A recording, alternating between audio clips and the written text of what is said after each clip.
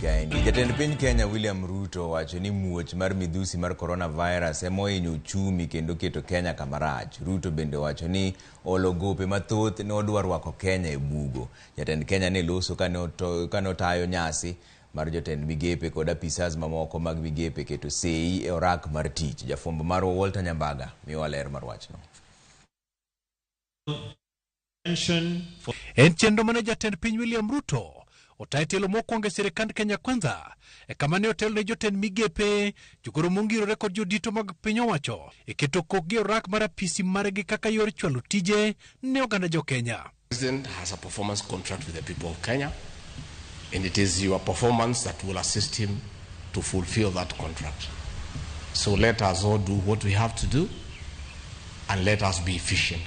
Ruto otiyo kod thuolono mar lero kaka uchumi mar Kenya ringo e yote mare. Owacho ni kethruok mar uchumi nochakore bende kinde muoch midhusi mar coronavirus.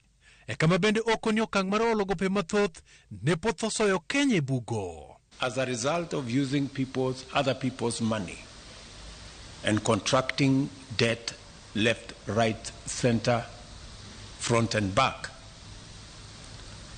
we drove our country almost to the brink of debt distress. I am very proud today that almost a year in, our economy has steadied.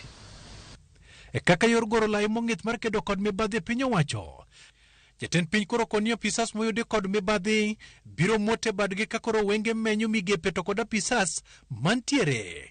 I shall deal with cases of negligence, misappropriation, embezzlement, theft, or other misconduct or corruption in relation to public resources summarily and decisively. You are hereby duly notified.